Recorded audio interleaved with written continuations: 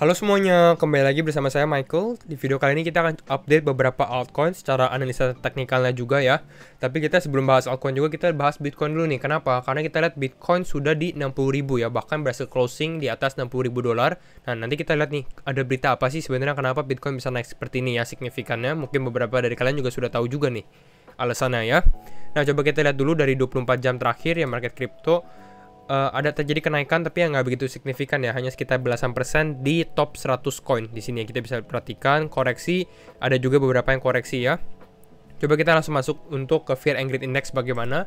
Di Fear and Greed Index kita di Extreme Greed, jadi mungkin akan harus ada sedikit hati-hati, mungkin Bitcoin bisa koreksi di minggu ke depan gitu ya. Di minggu depan mungkin ada koreksi sedikit karena sudah di fase greedy ya. Nanti kita coba bahas di teknikalnya sendiri. Nah, mungkin kita bahas dulu alasannya kenapa. Ini yang pertama adalah Bitcoin reach 61.000 dolar as SEC ETF deadline nears. Jadi SEC ini kemarin malam, tepatnya ya tanggal Jumat malam kalau nggak salah waktu Indonesia Barat gitu ya. Ini di approve ETF, satu ETF. Kalau nggak salah namanya itu adalah coba ya namanya apa ya? Ini ya, namanya adalah ProShares Trust. ProShares Trust, tapi ini adalah Bitcoin Futures ETF. Jadi bukan Bitcoinnya sendiri. Kita bisa coba baca secara perlahan ya. Di sini adalah the US Security Exchange Commission atau SEC is reviewing around 40 Bitcoin ETF. Jadi ada sekitar 40 Bitcoin ETF product filings. Jadi ada sekitar 40 yang mau, tapi ini baru di-approve satu sih. Kalau nggak salah ada 4 yang memang benar-benar yang bisa di-approve gitu, dan ini baru di-approve satu, and has multiple decision deadlines to make a decision on futures linked ETF starting next week. Jadi masih ada panjang lah. Jadi kalau misalnya kita tanya apakah cuma satu doang Bitcoin ETF, masih ada beberapa. Kita lihat dari sini ada 40-an kira-kira ya. However, kita lihat dari sini, what the SEC is likely to approve is Bitcoin Futures ETF based on futures traded on CME Exchange. Jadi ini kita harus ingat di sini bahwa bahwa ETF yang di-approve oleh SEC ini bukan ETF Bitcoin doang. Jadi kalau misalnya ETF ini yang ada ETF yang hold asetnya, yaitu benar-benar ada real kita megang Bitcoin ya gitu ya. Jadi kalau yang ini adalah Bitcoin Futures. Bedanya apa? Bedanya biasanya kalau futures ini kita nggak megang Bitcoinnya. Dan biasa ya bisa dibilang agak lebih sedikit risky juga. Artinya apa? Artinya institusi investor ini, institusi-institusi lebih bisa masuk ke dalam market crypto. Jadi kalau misalnya ini mungkin lebih ada kemungkinan bisa dimanipulasi juga gitu ya. Tapi mereka bisa short, bisa long, dan lain-lain. Tapi nanti kita coba lihat lebih detail apakah ini adalah dampak positif atau dampak negatif terhadap market crypto.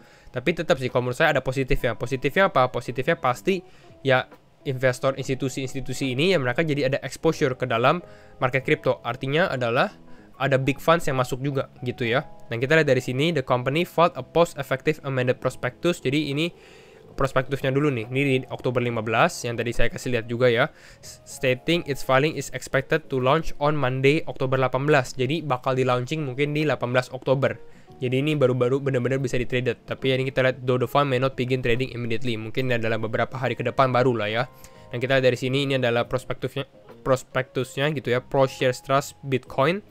Lalu kalau kita perhatikan lagi di sini, nah ini ya kita sudah bisa lihat nih namanya BITO. Jadi tickernya adalah BITO.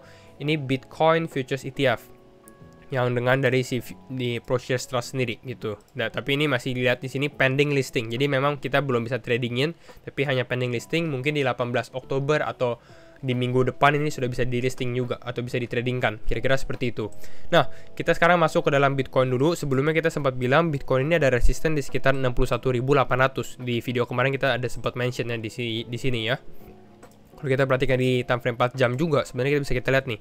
Nah, kita bisa perhatikan juga nih kalau kita zoom di sini, memang level yang ini 61.800 ini menjadi resisten yang cukup kuat. Kita bisa perhatikan di level sorry ya, bentar. Coba kita lihat dulu di sini. Nah, kita bisa perhatikan nih di time frame 4 jam sendiri dia belum pernah closing di atas 61.800. Walaupun bisa kita lihat di sini sudah sempat berkali-kali masuk ke dalam zona yang di atas ini ya, tapi belum bisa closing di atas ini. Artinya apa? Artinya di sini adalah zona atau resisten yang cukup kuat juga. Karena kita bisa perhatikan kalau di time frame daily lebih jelas lagi nih. Kenapa saya bisa bilang di sini adalah resisten? Karena kita bisa perhatikan ini adalah top sebelumnya untuk Bitcoin gitu. Ada dua top sih ya, tapi kalau misalnya kita bisa break ini, artinya kita break all time high. Jadi ini adalah top terakhir untuk Bitcoin sendiri. Gitu. Jadi kalau misalnya kita bisa break, mungkin nah ini tanda-tanda kita bisa break all time high. Bahkan mungkin sebelum Oktober kita sudah bisa break all time high kalau seperti ini ya. Karena kita lihat nih, kemarin kita sampai naik sekitar 62.900, hampir 63.000 loh. Kalau kita hitung dari all time high, ini hanya sekitar 2,9% lagi sebelum kita break all time high. Dan kalau kita break all time high, tanda-tanya sebenarnya kita sudah konfirmasi elite wave teori wave kelima, sebenarnya kayak gitu ya. Nah, untuk sekarang mungkin kita lihat Bitcoin bakal sedikit konsolidasi dulu sih, kecuali ya kita lihat kalau ETF-nya banyak SEC approve, bukan hanya satu tapi beberapa ETF. Nah, itu mungkin orang-orang lebih hype lagi gitu ya. Tapi tetap sih ada satu kemungkinan. Kemungkinan apa? Kemungkinan adalah buy on rumor, sell on news. Jadi takutnya ini adalah bisa kita bilang adalah baru approve kan, ini baru di approve. Jadi belum ada newsnya atau belum bisa ditradingkan. Takutnya pada saat ditradingkan, oke, ETF yang tadi kita bilang ProShares sudah bisa ditradingkan. Nah, takutnya ini malah turun Bitcoin gitu. Tapi kalau misalnya Bitcoin turun, menurut saya itu akan terjadi switch in dominance. Artinya apa? Nah, kita masuk ke dalam Bitcoin dominance ya. Mungkin kita harus ada sesuatu yang besar terjadi terhadap Bitcoin sendiri. Buat apa? Buat bikin Bitcoin dominance ini terganti gitu ya. Akan sedikit switch trend juga. Karena kita lihat dari sini Bitcoin dominance-nya sedikit bisa kita bilang ya uptrend. Dan kalau uptrend seperti ini tandanya apa? Tandanya Bitcoin-nya menguat gitu. Pasti kalau Bitcoin menurun, kalau misalnya Bitcoin-nya turun, pasti altcoin akan sedikit terdampak. Tapi kalau saya perhatikan di sini mungkin altcoin akan sedikit terdampak, tapi akan recovery-nya lebih cepat gitu ya. Tapi itu hanya prediksi juga. Nah, mungkin ngomongin ini juga, ini harus disclaimer on juga ya, karena ini adalah research saya, this is my own research juga. Ini hanya bisa menjadi referensi tambahan untuk teman-teman sekalian yang mendengarkan video ini atau melihat ya.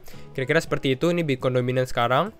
Ini persis lagi nih, dia bounce off lagi di trendline yang kita buat lagi. Ini trendline pertama ya. Di sini dia kena, di sini dia kena lagi, di sini dia kena lagi gitu ya. Sempat broke trendline tapi malah naik lagi gitu ya. Karena ini pas di supportnya juga yang sempat kita mention di video kemarin di sini ya. Persis di resistance menjadi support. Nah, sekarang dia menjadi ada bounce lagi di dalam trendline yang kita buat. Jadi hopefully ya mungkin dia akan naik sedikit lalu turun di sini. Nah, ini adalah change in trend, perubahan trend. Nah, ini mungkin tanda-tanda kalau misalnya seperti ini kita bisa masuk dalam altcoin season lagi. Kira-kira seperti itu ya. Nah, sekarang kita masuk ke dalam untuk analisa beberapa altcoins. Mulai dari FTM dulu karena banyak kalian yang request juga, wah FTM turun terus nih dan lain-lain. Kalau FTM sebenarnya saya ada bikin video kalau nggak salah nggak lama ini ya, beberapa hari yang lalu di sini ya, FTM. Dan ini menurut saya masih sangat-sangat masih applicable. Jadi masih valid juga. Kita lihat dari sini nih, di sini saya bilang di video ini ya, untuk level beli harga FTM itu di dalam zona yang ini nih, di sekitar 1,94 sampai 1,7. Kenapa? Karena ini adalah all time high sebelumnya. Memang ini cukup besar ya. Jadi kalian bisa lihat lah kira-kira ada sekitar 9% gap. Kalian bisa lihat mau entry di level berapa gitu ya. Dan saya lihat ini FTM memang ada testing di sini dan sekarang dia sudah mulai testing ya.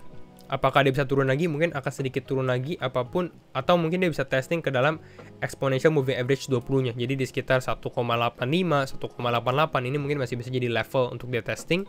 Nah, baru nih FTM baru setelah ini mungkin dia baru bisa ada reversal.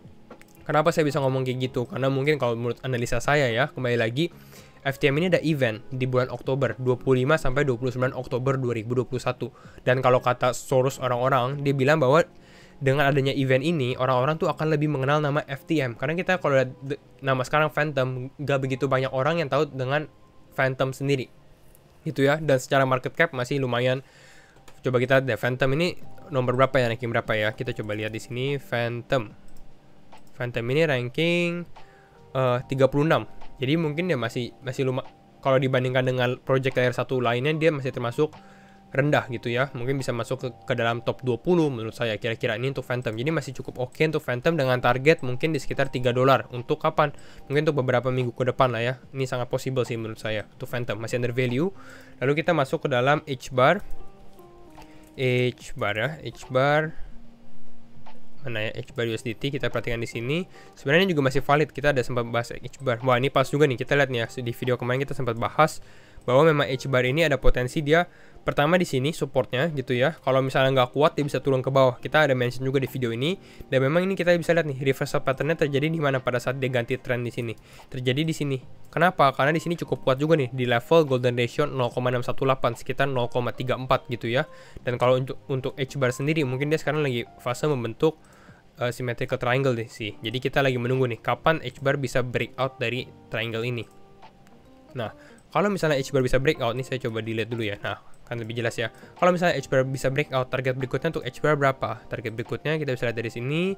Kalau dengan volume yang kuat ya, kita harus perhatikan volume juga nih. Kalau misalnya dia breakout, mungkin bisa sampai ke sekitar 0,50. Jadi ini psikologi juga nih, level 0,50 sen. Jadi ini adalah untuk H-bar sendiri ya, kira-kira di sini. Dan kalau menurut saya pun H-bar ini fundamental kuat dan mungkin masih ada, dia sempat pump ya di bulan September di sini ya. Mungkin H-bar bisa lanjutin pumpnya lagi sekali lagi gitu ya. Karena ya ada feeling aja gitu untuk H-bar sendiri. Jadi H-bar masih ada menjadi pilihan yang cukup bagus juga. Ini kalau kita review di sini hampir sama juga. Ya kalau misalnya mau beli mungkin di level 0,618 sekitar 4.900-an ya. Di sini kita masih menunggu pada saat dia breakout sebenarnya ya. Kapan sih H-bar bisa breakout? Dan kalau misalnya dia bisa breakout ke atas, ya mungkin target kita di sini di sekitar 7.500. Oke, 7.500-an, 7.400-an lah ya. Kira-kira kayak gitu nih untuk H-bar. Lalu kita review lagi Atom, banyak yang request Atom USDT. Atom hampir sama sebenarnya. Atom kalau saya lihat ini support di sekitar di 32 dolar di sini ya. Jadi kalau untuk sekarang ini memang mendekati support. Dan kalau misalnya dan kalau misalnya supportnya ini masih ternyata breakdown dari support ini, sebenarnya Atom ini masih ada satu support lagi, yaitu di level sini, di garis warna kuning ini ya, di garis warna kuning ini menurut saya. Jadi ini ada dua support. Kalau misalnya Atom breakdown dari support warna kuning ini, nah ini kalian udah bisa was-was sih kalau misalnya seperti itu ya, karena ini adalah uptrend yang cukup sehat juga, nggak terlalu terjal ya. Ini cukup oke untuk uptrendnya Atom sendiri. Jadi kalau misalnya ada breakdown dari 32, masih ada potensi untuk membeli Atom di sekitar, kalau ini di level ini mungkin dia bisa sekitar 29 sampai 30 dolar di level ini kalau dia mau bounce back gitu ya. Atom sebenarnya masih tunggu, harus sabar aja sih untuk Atom ya, karena fundamental kuat. Kita tinggal tunggu kapan dia bisa breakout dari sini ya. Kalau breakout ya tanda-tandanya kita tinggal kapan, kita tinggal atur nih. Kapan dia breakout target mungkin bisa sampai ke sekitar 50 dolar. Oke. Ini untuk Atom. Hampir sama juga di sini kita masih menunggu level breakoutnya. Kalau misalnya kalian mau beli di level sekitar 470 ribuan, ini masih menjadi level yang cukup oke. Tadi kita mention ya di sini juga di level sekitar, kalau misalnya dia mau retest di trendline yang tadi kita buat nih, yang warna ini ya, yang warna biru muda ini. Nah kira-kira ini untuk rupiahnya gitu ya. Kita masih menunggu kapan dia breakout dari, bisa kita bilang resistance line yang ini nih, yang pink ini. Oke, ini untuk Atom. Lalu kita masuk COTI USDT. Kalau untuk COTI sebenarnya COTI ini sehat sekali sih. Kalian bisa perhatikan ya, di sini dia membentuk cup and handle gitu ya. Lalu sempat dia breakout ke bawah dan dia sekarang retest ke bawah sini gitu. Jadi kalau kalian mau beli COTI, level yang bagus sebenarnya di sini nih, di level 0,49 0,5. Pokoknya di zona warna biru ini ya harus sabar aja. Kita bisa perhatikan di sini ya, COTI ini sideways di sini selama beberapa minggu ini, beberapa hari belakangan ini ya. Jadi kalau misalnya ini kalian masih bisa dapat harga di sini masih cukup oke menurut saya. Dan ya tinggal menunggu kapan COTI bisa bisa pump lagi gitu ya. Biasanya dia sih ngikutin Cardano juga COTI ya, karena dia ada kerjasama dengan Cardano partnership. Jadi kalau misalnya ada breakout, Cardano juga bergerak, mungkin COTI bisa sampai ke sekitar 0,88 dolar.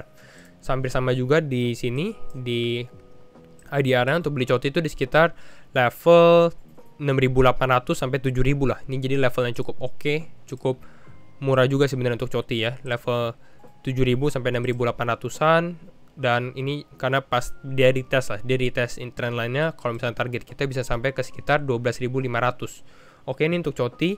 Kita masuk ke dalam Zilliqa. ZIL udah lama juga kita nggak bahas Zilliqa. Untuk Zilliqa ini kita lagi menunggu Zilliqa untuk breakout ya. Kita dari sini pattern breakoutnya juga. Zilliqa sebenarnya sedikit lama ya, sedikit lemot sebenarnya dia pergerakannya ya. Untuk kalian mau beli Zilliqa harus sabar gitu ya, karena ya dia juga waktu recovery juga nggak begitu drastis juga. Kita lihat di recover dia hanya naik 171%, lalu sekarang dia lagi turun nih, jadi hanya sekitar 89%. Jadi ya kalau Zilliqa harus sabar aja, pasti dia ada satu saat ada momen untuk Zilliqa sendiri. Nah untuk Zilliqa level untuk kalian beli misalnya ya, atau kalian yang nyangkut ya hold sih menurut saya ya, di sekitar 0,094 0,097 ini masih menjadi level yang oke. Ataupun kalau misalnya Zilliqa turun ya, kalau misalnya masih ada potensi soal Zilliqa misalnya di sini dia ke reject gitu ya, jadi masih bisa turun lagi ya, mungkin di level ini nih, di level sekitar 0,89 dolar. Oke, ini adalah level yang cukup oke untuk kalian mengakumulasi Zilliqa dulu nih, menunggu dia kapan sih waktunya Zilliqa pump. Oke. Lalu hampir sama juga di sini. Di sini kita bisa lihat untuk ini di level persis di sekitar level 1300-an, dan kita bisa lihat juga nih tadi di levelnya, kita ambil dari sini gitu ya. Nah, kita bisa lihat juga nih, kira-kira di level berapa sih untuk membeli Zilliqa satu lagi, yaitu di sekitar 1100-an, 1200 lah. Jadi 1300 dan 1200 ini menjadi levelnya cukup oke juga untuk membeli Zilliqa. Nah, itu kira-kira untuk pembahasan video kali ini ya. Kita membahas banyak altcoin juga. Jadi kalau kalian suka video ini, jangan lupa like, comment, dan subscribe. And see you in the next video. Bye-bye.